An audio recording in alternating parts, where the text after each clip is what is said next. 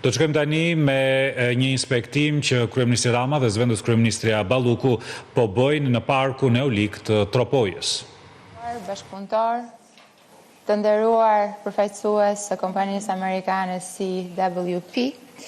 sot është një kënaqësi e madhe të jemi këtu sot për të prezantuar një projekt i cili mëshiron vizionin e qeverisë shqiptare për sa i përket zhvillimeve energjetike.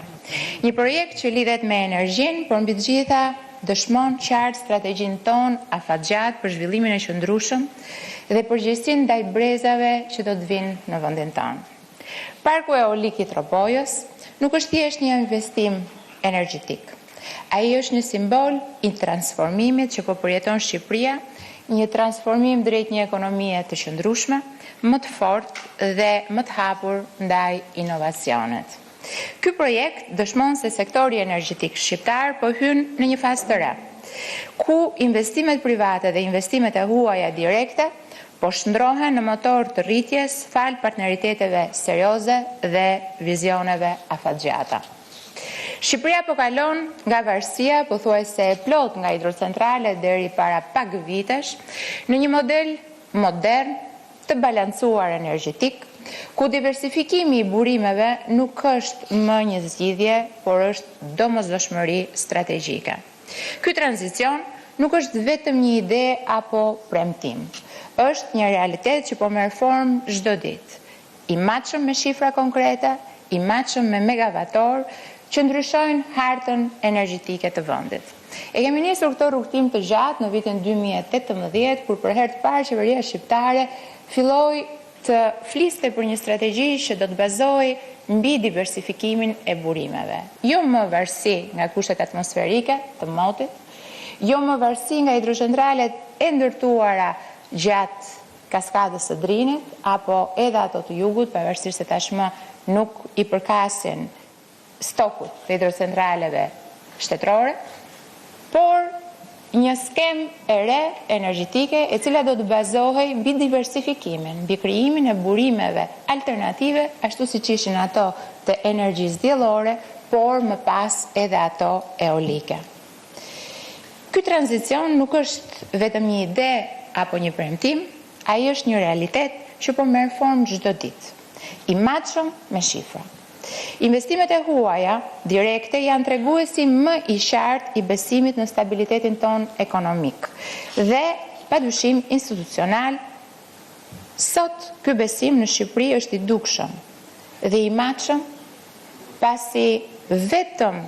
në kohët e fundit, në vitet e fundit, mbi 1.5 miliard euro investime private janë angazhuar ose janë në proces në sektorin e energjisë, kryesisht në burime të rinovueshme si energjia diellore dhe ajo e erës. Gjithashtu edhe disa hidrocentrale me impakt të ulët mjedisor. Gjatë këtyre viteve, në tërësi në sektorin energjetik shqiptar janë angazhuar mbi 2 miliard euro investime private të përqendruara në burime të rinovueshme dhe sot kemi mbi 700 megavator kapacitete të reja gjeneruese private fotovoltaike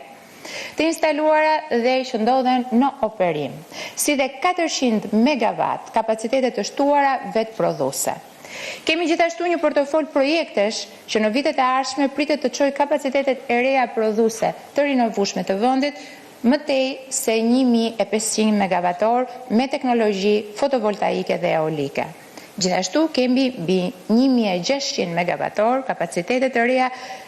depozituese në fazë studimi dhe vlerësimi financiar. Vetëm në energjinë diellore, Shqipëria ka kaluar nga projektet pilot me impiante të shkallës së madhe. Parku fotovoltaik i Karavastas, një nga parqet më të mëdha në rajon, i cili tashmë prodhon 140 megavator kapacitet të instaluar, është sot një nga projektet që e bën Shqipërinë krenare dhe e kthen në një model për t'u ndjekur në të gjithë rajonin. Në energjinë e erës, për herë të parë në historinë tonë energjetike, Shqipëria po hyn në fazën e realizimit të projekteve konkrete, nëpërmjet projektit të kompanisë amerikane CWP me kapacitet të pritshëm për t'u instaluar 600 megavator. Kjo nuk është një rastësi, nuk është një rezultat i një politike të pastudiuar, vjen në bazë të një strategjie dhe për të thënë të drejtën kur vjen tek parqet eolike, duhet ta them këtu dhe duhet përgëzoj CWP-n për të gjithë intensitetin me cilin ka punuar, për bashkëpunimin që ka pasur me Ministrinë e Infrastrukturës dhe të Energjisë dhe padyshim edhe për vështirësitë që ka hasur gjatë punës, pasi duhet thënë që parqet eolike kanë një vështirësi më të madhe gjatë studimit dhe padyshim gjatë ndërtimit të tyre. Qoftë kjo për shkak të zonave, korridoret e erës në Shqipëri ndodhen mbi lartësinë 120 metra, pra flasim për zona kryesisht kodrinore dhe mbalore, por nga ana tjetër duhet pasur parasysh që për të ndërtuar një projekt të tillë ka nevojë për një kohë ngjizje që quhet koha e studimit 4 stinore ose ndryshe 12 muaj. Pra janë projekte të cilat kërkojnë një kohë të gjatë implementimi, studimi, por nga ana tjetër sigurisht pasi ato ndërtohen ashtu siç duhet dhe me gjithë studimet e duhura kanë impakt të jashtëzakonshëm në energjinë dhe si rrjedhojnë në ekonominë e një vendi. I gjithë ky diversifikim na bën më të qëndrueshëm ndaj ndryshimeve klimaterike që për të thënë të drejtën kohët e fundit kanë qenë të prekshme. Unë këtë takim sot, këtë event sot, shpresoj që të jetë një augur i mirë edhe me diellin që ka dalë pas një 10 ditëshi shumë sfidues në të gjithë Republikën e Shqipërisë, që sigurisht ka të bëjë me rreshtet e shiut, ka të bëjë me prodhimet e hidrocentraleve që ne kemi në të gjithë vendin, por mbi të gjitha ka të bëjë me ndryshimet klimaterike pasi ka prekur të gjithë rajonin. Projekte që po zhvillohen nga kompania CWP është shembulli i qartë i qasjes që qeveria shqiptare ka ndaj energjisë të rinovueshme dhe ekonomisë qëndrueshme. CWP është një kompani lider në energjinë e rinovueshme në Europën juglindore dhe angazhimi i saj në Shqipëri do të sjellë veç tjerash edhe përvojë të pasur dhe eksperiencë globale të projekteve të këtij lloji dhe të kësaj shkalle. Me afro 6 gigawatt kapacitete energjetike të zhvilluara ndërkombëtarisht dhe një portofol projektesh në zhvillim me një kapacitet të kombinuar prej 7 gigawattorësh në të gjithë Europën juglindore, CWP prezantohet si një garanci e fortë për një histori të re suksesi me parkun eolik të Tropojës. Këto investime private kanë një impakt të drejtë për drejtë në sektorin energjetik shqiptar, duke kontribuar në rritjen e prodhimit vendas të energjisë, ulin varësinë nga importet, veçanërisht në vitet e thata, përmirësojnë sigurinë energjetike të vendit dhe në të njëjtën kohë këto investime private nuk janë thjesht projekte energjetike. Janë investime që krijojnë vende pune, investime që sjellin teknologji dhe padyshim transferojnë know-how, investime që rrisin të ardhurat dhe fuqizojnë ekonominë lokale. Nëse do ta shikonim këtë si një komponent të zhvillimit të sektorit, Shqipëria sot po investon shënsishëm në linjat e transmetimit. Linjat e transmetimit të Republikës Shqipërisë tashmë lidhen me të gjithë fqinjët tanë, duke shpresuar shumë që tashmë që Shqipëria pothuajse e ka përfunduar të gjithë linjën që shkon në drejtim të Maqedonisë Veriut dhe shpresojmë shumë që të njëjtën gjë të bëjë edhe shteti Mëshqinj dhe ta sjellë sa më parë linjën në kontakt duke krijuar kështu pra vijimësinë e korridorit të 8, Shqipëria është një nga vendet më mirë të lidhura në sistemin e transmetimit që i jep kështu një garanci investitorëve të huaj se duke ndërtuar parqet e tyre eolike apo fotovoltaike në Shqipëri, ata e kanë të garantuar tregun e lirë jo vetëm Ballkanas, por edhe atë europian.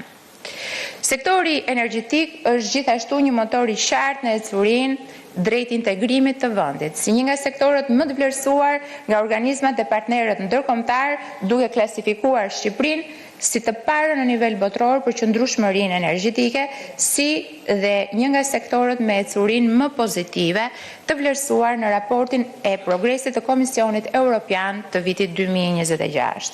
Dua të them qartë se qeveria shqiptare është e vendosur të vazhdojë mbështetjen për investime private në kapacitete të reja gjeneruese, veçanërisht ato që janë të qëndrueshme, të përgjegjshme, ndaj mjedisit dhe ndaj komuniteteve dhe të integruara me tregjet rajonale dhe europiane. Ne nuk po flasim më për plane në letër, Po flasim për megavator të instaluar, për miliarda euro investimet të huaja dhe projekte që funksionojnë në teren dhe që vjelin avantazhet e një shteti i cili e ka të garantuar që prodhimi i tij energjetik vjen nga burimet të rinovueshme. Përjedhoj edhe taksa e karbonit, që produktet energjetike me origjinë shqiptare e përllogaritur nga Komisioni Evropian është 0.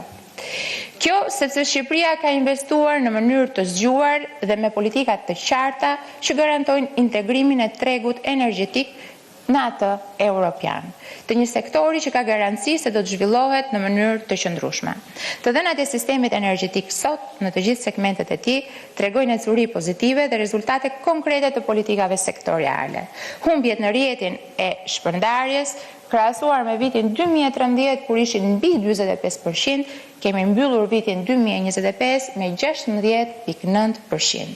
Niveli i arktimeve në furnizim është 100%, krahasuar me vitin 2013 kur ishte 90%. Kapacitetet gjeneruese janë shtuar me 1500 megavator krahasuar me vitin 2013. Prodhimi i energjisë në vend vijon rritjen e përvitshme, duke siguruar gjithnjë e më shumë mbulim të konsumit vendas, i cili është rritur në mënyrë ekspansionale, jo vetëm për shkak të industrive të cilat vazhdojnë të përdorin Republikën e Shqipërisë energjinë elektrike, por edhe të njësive të reja të banimit që tashmë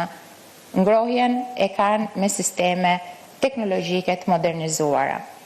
Ndërprerjet e energjisë elektrike janë në minimumin historik të tyre, zakonisht avarit duan vetëm disa minuta për të rikuperuar. Përgjithësimi teknologjik i rrjetit të shpërndarjes vazhdon rregullisht në zonat qendrore dhe ato rurale.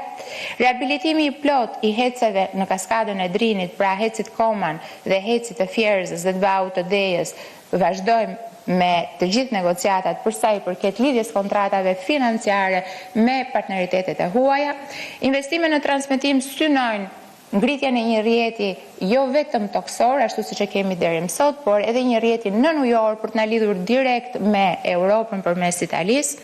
dhe studimi i teknologjive të reja, padyshim, dhe pompat hidrike, ato që ne i quajmë pumping system, të cilat parashikohen edhe për kaskadën e Drinit, por edhe në zonën e Moglicës, pra dhe nga Shtatkrafti, një kompani tjetër ekselence që operon në Republikën e Shqipërisë, do të rrisin kapacitetet tona produse me 1600 megavator të tjera. Dhe çka është më e rëndësishme, është parafirmi ligjor i ligjit të sektorit, i cili është pjesë e kapitullit 15 të negociatave për antarësimin në Bashkimin Evropian. Ne nuk po ndërtojmë thjesht projekte për të sotmen, ne po ndërtojmë themelet e një sistemi energjetik që do t'ju shërbej dekadave që do të vinë, do t'ju shërbej brezave që do të vinë, një sistem që vendos në qendër qëndrueshmërinë, furnizon ekonominë dhe na afron çdo ditë e më shumë me objektivat tonë europian. Në mbyllje dua të shpreh mirënjohjen time të veçantë për kompaninë CWP, për besimin e treguar dhe kontributin e saj konkret në ekonominë shqiptare, për durimin dhe punën e përbashkët që kemi bërë gjatë këtyre 2 viteve, dhe dua t'i garantoj se Ministria e Infrastrukturës dhe Energjisë padyshim do të jetë në krahun tuaj ashtu siç ka bërë në këtë rrugtim të gjatë, tani me marrjen e autorizimit për nisjen e fazës konkrete të ndërtimit të parkut eolik të Tropojës prej 600 megavator prodhim. Një falënderim i sinqert gjithashtu shkon për të gjithë partnerët tanë ndërkombëtar që kanë mbështetur reformimin e sektorit energjetik, veçanërisht për Shtetet e Bashkuara të Amerikës për angazhimin dhe nxitjen e vazhdueshme të investimeve amerikane në energji, si dhe për të gjithë suportin e posaçëm për këtë projekt për cilin jemi mbledhur këtu sot. Projekte si parku eolik i Tropojës janë dëshmia më e qartë se Shqipëria nuk ndodhet më në fazën e premtimeve, por në fazën e rezultateve konkrete. Rezultate mbi të cilat mund të mbështetet me besim çdo investitor i huaj në vendin tonë. Shqipëria është një vend i hapur për investime serioze dhe partneritete strategjike. Shqipëria është një partner i besueshëm dhe Shqipëria po ecën me hapa të sigurt drejt një të ardhme energjetike të qëndrueshme, të fortë dhe europiane. Do të ftoja këtu tani presidentin e CWP-s, për Europën, për t'i dhënë autorizimin, certifikatën dhe për t'i lënë edhe rastin për të folur për këtë projekt që për shqiptarët ka një domethënie. Faleminderit.